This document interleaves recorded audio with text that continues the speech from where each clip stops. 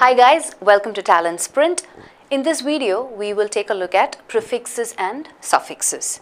Now, who knew these little parts of a word can prove so useful in figuring out the meaning of new and unfamiliar words?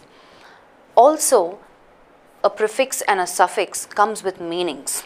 Imagine that, right? It's going to be so helpful for us in terms of synonym antonym questions or even help us follow context in general. Now, what's a prefix? A part that goes at the beginning of the word, right? For example, if I say embrace, if I remove the root brace, em, that's a prefix in that word, embrace, right? What's a suffix? The part that goes at the end of the word. So if I say poetic, if I remove the root poet, the part ic is the suffix. So like I said previously, prefixes and suffixes also have meanings. So for example, if I said, hey Gayatri, what you said is very poetic. What am I saying? Ik, that suffix means relating to or characterized by something. So in this example, poetic, what I'm saying is, Gayatri, what you said is relating to poetry, or it has a style or characteristic of poetry, right? In Tamil, they'll say, kavide, kavide. So what they're trying to say is, whatever you said is relating to poetry. Okay, so we have a list of prefixes and suffixes that I would want you to definitely go through. But for now, let's take a look at a couple of prefixes and suffixes, understand their meanings, and see how we can apply the knowledge of this in exam-specific questions. That's what matters, right? Let's get to it. Let's take a look at our first prefix, pro, okay, which means before.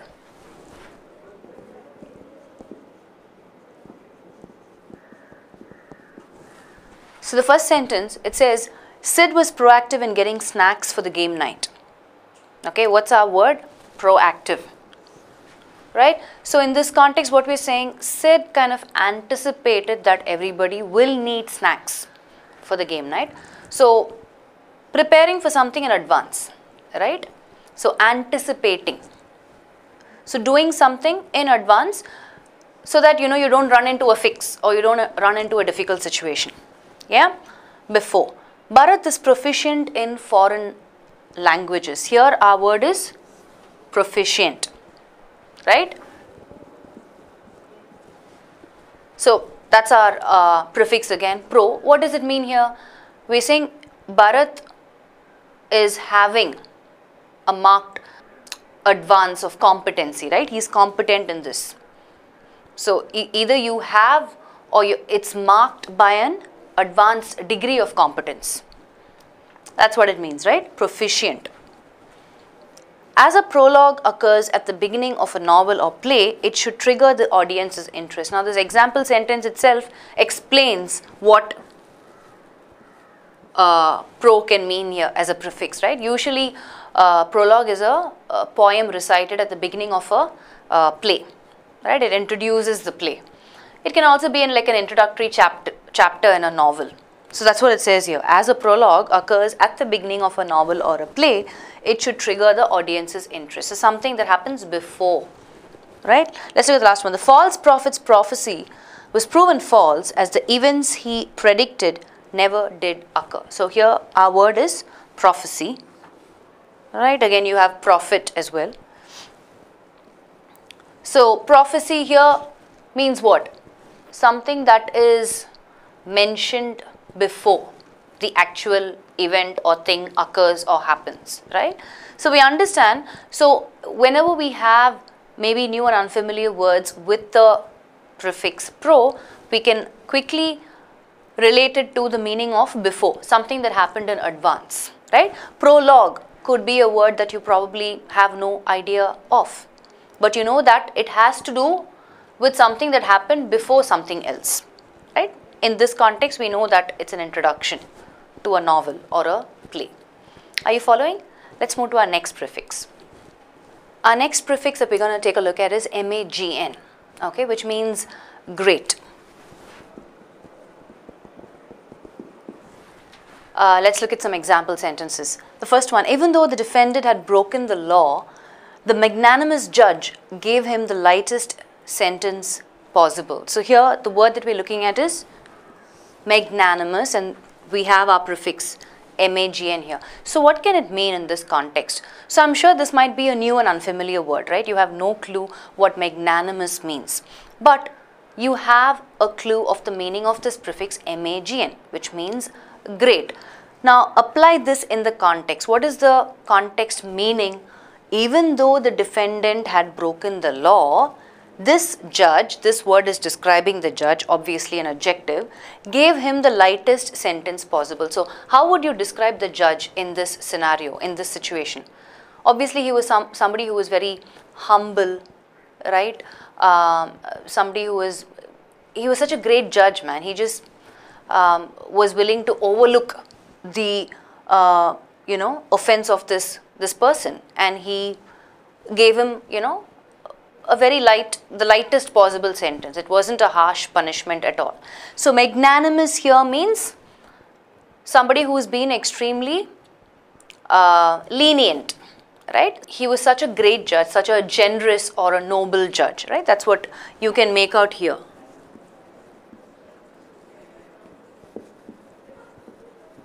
Or you can even apply the meaning of great here. Such a great judge. Let's look at this. The earthquake's magnitude was so sizable, it caused the bridge to split in half. So here again our word that we are focusing on is magnitude, where we have the prefix magn. Right? So what can it mean here? So magnitude in this context obviously is referring to the greatness in size or extent of this earthquake. Right? In other contexts it can be greatness in significance or influence, or greatness of rank or position. Right, depending on what the context is. So in this context, we're talking about greatness in size or extent. Let's look at the next one. Raj has done a magnificent job. So obviously our word is again magnificent, where we have magn. So here, just substitute the same meaning, right? Raj has done a great job, an outstanding job, an exceptional job. Yeah. So magn, great.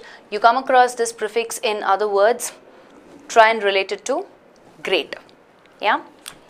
Our next prefix is contra. Contra means against.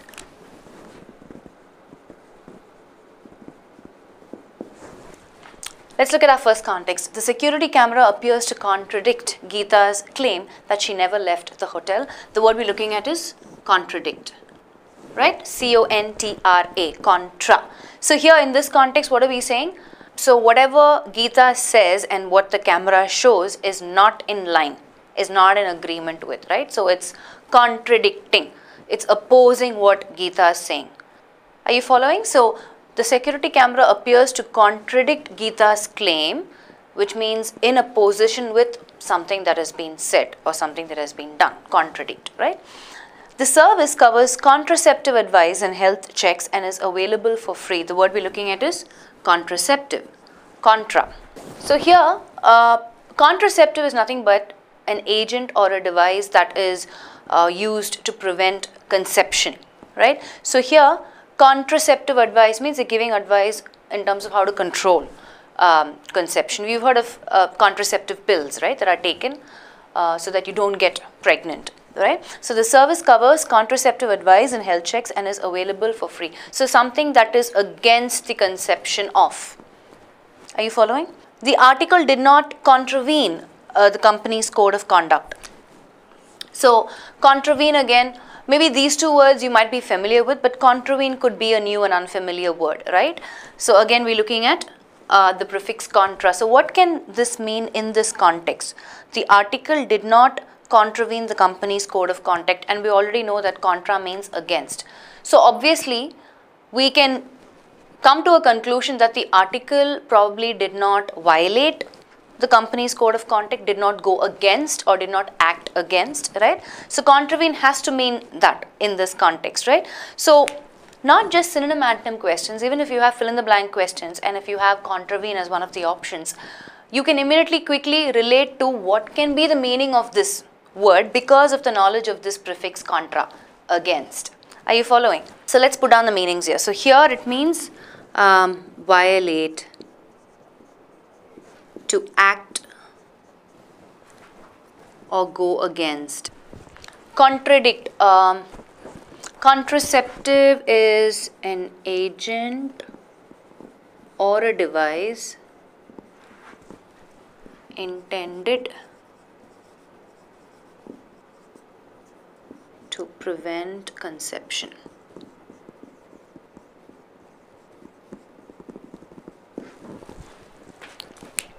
Yeah, let's move to our next prefix. Our next prefix is pretty simple. It's un.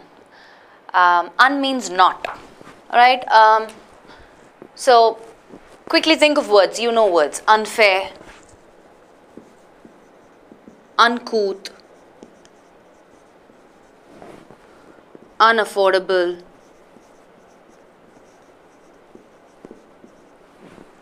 unapproved, right? And you know a lot many more words which begin with un.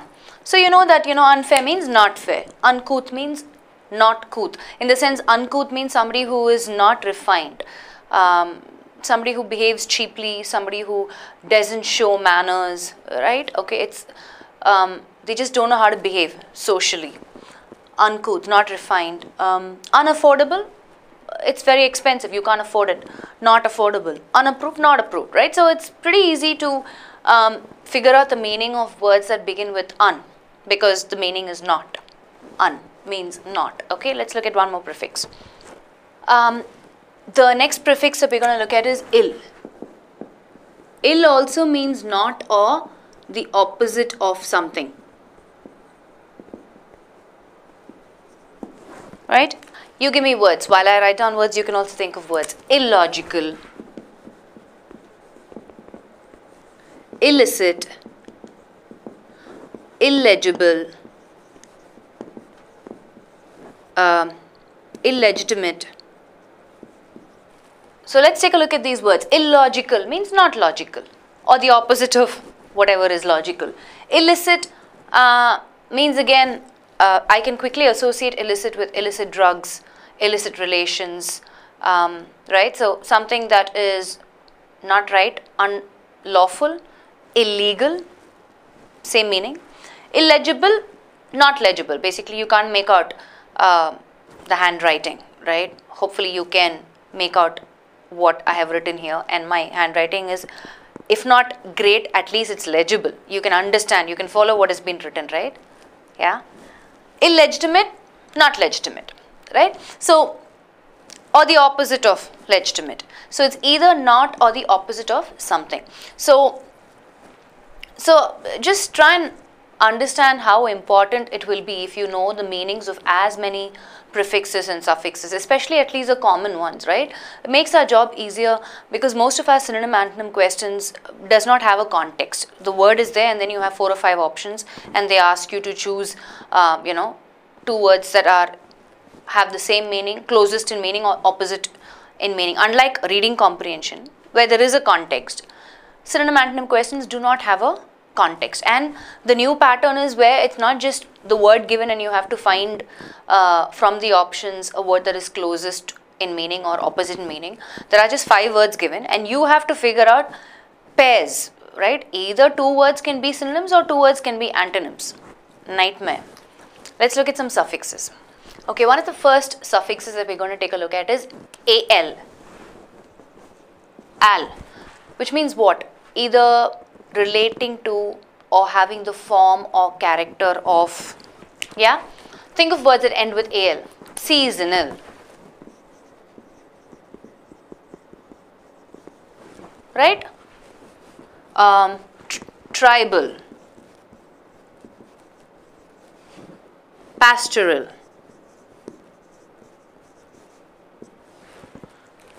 So if you look at all these words, seasonal, again I have the suffix al. What does it mean? Relating to seasons. Tribal. So if I say, hey, before we move to tribal, if I say, custard apple is seasonal, which means that particular fruit is available only in that particular season, right? Relating to season. Or mangoes, again a seasonal fruit, right? It comes only during summer. Tribal, again relating to or having the character of a tribe. Pastoral, again if I remove the suffix al, what am I saying? Either relating to a pastor or representing or having the character of or duties of that of a pastor, right? Are you following? So even if I don't know the meaning of this word pastoral, right? I might be familiar with pastor, but some of you may not be. AL, the suffix is telling me that, hey, don't worry, it's not a new word. If I remove this, you know, it just means it is relating to a pastor. Somebody who either has the characteristics of a duty of a pastor, of, you know, of whatever duties the pastors perform, or something related to a pastor. Got it? Let's look at our next suffix. The next suffix that we're going to look at is LOUS or OUS. What does it mean? Possessing or full of something. Think of words. Garrulous, envious, atrocious, right? So let's look at the first one, LOUS, garrulous, right? So this means full of words. Somebody who's probably very talkative, right? Talkative. I mean, as long as you're making sense, you're good. You're fine. I hope I'm making sense. Envious. OUS again. Full of, I might know this word, right? Envy. Obviously not with a I, with a Y. What is envy? Envy means to be jealous. So somebody who is full of jealousy. Full of envy. Jealousy. Atrocious. Again, OUS. Atrocious means full of evil, wicked, ruthless. Yeah? So, you have, when you come across words with LOUS, OES, did you think of any other words? You'll know words. Think of it, try and associate it to the meaning of this suffix. OUS or LOUS, full of something. Fabulous. Right? An extreme version of fantastic. Full of something splendid. That's what fabulous means, right? Let's move to our next suffix. The next suffix that we're going to look at is ANCE or ENCE.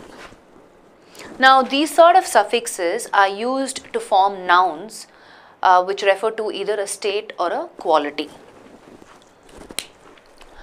Let's look at some words. Indulgence, conformance, insolence. So, I've just put a couple of words. You can also think of some words. Performance, the state of performing. Anyway, indulgence. So, if you look at ENCE, right? Indulgence is nothing but the state or quality of being indulgent, right? Now, what is indulgent? Having a readiness to be extremely generous or be lenient with someone, right? There are people who are also self-indulgent, right? Indulged with themselves. Conformance is the state of agreeing, to conform, to agree. Insolence, again ENCE suffix. Insolence is the state or quality of being arrogant, right? He was so insolent. He was so arrogant. Yeah? So, insolence, conformance, indulgence. And if you, indulgent and arrogant again are adjectives, but these are the noun forms, if you notice the form, right? So, that's why I said these suffixes are used to form nouns, which refer to either a state of being something, describe a descriptive word, right? Or a quality of a descriptive word. Not necessarily a descriptive word, but a state or quality of something. Yeah? Let's move to our next suffix. The next suffix that we're going to look at is ness. NESS. NESS is nothing but the state of the original adjective. For example, right? So, there are lots of words. You can come up with your own words, right? Hungriness. Hungriness means what? The state of being hungry. Hopefulness. The state of being hopeful. Meekness. The state of being meek. Naughtiness. The state of being naughty. Usefulness. The state of being useful. Right? Are you following? Easy one. So, as soon as you identify the suffix NESS, if it is not a common word like this, you can still make out that it is a state of that particular adjective in that. the original adjective from which this word was formed. These are all nouns, right? Again, NESS suffix is again used to form nouns. The next suffix that we're going to look at is Y. Now this suffix is either characterized by or inclined to the substance or the action of the word or stem to which the suffix is attached. I know you didn't follow that. I'm going to put the examples down and then you will understand it better. Okay. Let me write it down so you can follow. So let's look at words. Hasty or nerdy or grouchy, right? So what are we saying? We're saying, for example, if I take nerdy, right, my suffix is Y. So what am I saying? This Y is characterized to the, this is the stem, right, or the word. So if I remove Y, I know this word haste, which has to do with somebody who is in a rush, in a hurry, right? So I know hasty means somebody who is in a rush, somebody who is in a hurry. Likewise, nerdy, if I remove the suffix Y, I can quickly relate it to the word nerd. Who's a nerd? Like a computer nerd, right? Boring, unpopular person. Okay. Grouchy. Again, if I remove the suffix Y, the stem or the word that I can relate it to or it is inclined to is grouch. Who's a grouch? A very irritable person, who's somebody who's constantly complaining, annoying. So knowledge on suffixes and prefixes are very, very useful, right? Because we're able to quickly relate to the meaning. We can figure out the meaning of the words, especially when there is no context to support us. There is no clues from the context that we can apply and figure out the meaning, right? So as mentioned earlier, there is a list of prefixes and suffixes that we have. Please go through that. But now the most important part, we're going to apply the knowledge of this in exam specific questions. Let's do that. Let's read the context. The married couple argued incessantly and finally decided to separate because they were incompatible. So the word highlighted is incompatible and we have 4 options: reconciliable, congruent, pathetic, inconstant. So obviously we're looking at if any of these options will provide us the same meaning, right? Let's assume this is taken from a reading comprehension passage, right? And they're asking, find the option that is closest in meaning to the word incompatible. That's the question. So let's find which is the synonym out of these 4 options for incompatible. Okay. So let's write that down so that we don't. So we're finding a synonym. Okay. So having said that, the context meaning is obviously this is a negative word, right? Because what's happening? They argued incessantly. Those are my clues from the context. Finally decided to separate. So because something did not work out, they're separating, and they argued incessantly means non-stop, continuously. So let's look at our options. Reconciliable, again, a clue for you. We did not look at this suffix, but for you to know. able means able, capable of something. Reconciliable, in fact, the prefix re also means again. So reconciliable means again the prefix. The suffix able means capable of something. So I would say reconciliable means capable of getting reconciled, to come back together. So obviously this is an antonym of incompatible, right? If they tried again to come together, or if they were capable of reconciling, they would not be separating. So it cannot be incompatible. Congruent. Congruent, again, if for those of you who didn't know, C-O-N-G, right, as a prefix. Conformance, remember some of those words that we looked at, to, which means to come in agreement with, right? So again, it's an antonym for incompatible, right? So I will eliminate both A, B. What about pathetic? Pathetic is an unrelated word here, right? Pathetic is nothing but you're arousing pity out of vulnerability or sadness. It's an unrelated word here in the context, right? We're talking about a negative word. What about inconstant? You see this prefix in, right? That should kind of ring a bell for you. In, prefix means not. Not just not, in some words it means in, like inject, influence, right? In those words it means in. But in some words it means not. So, incompatible means not compatible. Compatible means what? To agree. Not compatible means not agree. Inconstant also means not to agree, not in agreement with, right? So, depending on what the directions is, are they asking for synonym or antonym? Just dissecting the words, right? Get into the habit of dissecting words, right? And in the context, try and understand. So, you might come back and say, hey Sylvia, you're saying in means sometimes not, sometimes in. How do I figure out that? Context. Yes, there will be times when you don't have a context, then you'll just have to look at the options and, you know, probably pay attention to other words, dissect prefixes, suffixes, and then see the meaning. Now, this is something that will come out of practice, right? Somebody who really takes time, just like how you take some time to understand certain mathematical equations, some formulas, right? Root words, prefixes, suffixes is a concept that you have to practice in the same manner, right? You just need to get into the habit of dissecting words and figuring out and applying the meanings of these prefixes and suffixes to help you arrive at the answer. Let's look at one more question. Let's look at our next question. Choose the word which is opposite in meaning to the given word. What's the given word? Disavowal. Disavowal. So what's the most obvious prefix here? Dis. Right? And what's the most obvious suffix here? Al. So, for those of you who didn't know, dis as a prefix means not or none. It's a negative prefix, right? Disadvantage, disorganize. This person does not have an advantage, right? This person is not organized, right? Not or none. Just to give you those examples, let me put it down here. Disorganize, disadvantage.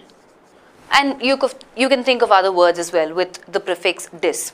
Now, this suffix al, remember al? We saw seasonal. Are you able to recall? Right? So, which means pertaining to or having the characteristic of, right? Kind of. So, which means this word, avow, means what? Openly or unashamedly declaring something, right? So, that's the meaning of avow. Let me write that down. So, if I put this dis in front of avow, disavow means what? Not admitting, rejecting, right? Contradicting. And we already know al means the pertaining to avow. So, disavow means, okay. So, let's look at our options. Option A, rebuttal. Option B, repeal. Option C, approval. Option D, appeal.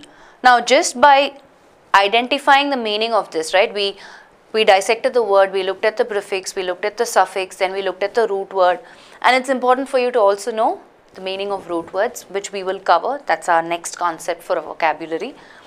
So, avow means to declare openly and unashamedly. So, disavow means not admitting, rejecting, contradicting. So, out of the options, what will you choose as the antonym, right? We need an antonym here. So, if it's an antonym, I'll quickly choose option C, approval, right? That's the, for those of you who don't know other words meaning, let's quickly look at it. Rebuttal means, let's say if I say, I'm selling this marker to you, okay, I'm saying it has great features, you know, the ink will last long, whatever, I'm giving you all points, and then you say, but, you know, it doesn't have this particular feature. Like if I write it in, write it with a different lighting, will it still produce the same effect, right? Will it be legible? So, which means I am contradicting what you're saying. You're giving me so many features, but I'm coming up with a rebuttal. Or, let me put it this way. So, you're saying all this in the customer. So, the customer asks you, but you know what? Does it have this particular feature? So, the customer is not interested in buying the product. So, immediately you come back with a rebuttal and say, however, these are the other features that is not available in the market for you, and you won't get this product anywhere else. You know, this is the best marker. So that's a rebuttal that you're giving, right? So rebuttal is, in fact, I would say a synonym. Repeal means is to, remember the prefix re again. So repeal means to reverse, to revoke. Again, not the right word here. Approval is what our answer is. Appeal, what's an appeal? An appeal is an earnest plea, a request. Yeah, so you're following? So from the given options, we've identified our answer based on knowledge of meanings of prefixes and suffixes. So that's what you need to work on. Likewise, we just looked at some synonym antonym questions. Likewise, even for fill in the blanks or otherwise, we will be applying this concept of prefixes and suffixes, and that's why it's important for you to expand your knowledge on this concept. Okay, so a lot more concepts to cover. I will see you guys in another session with an interesting concept.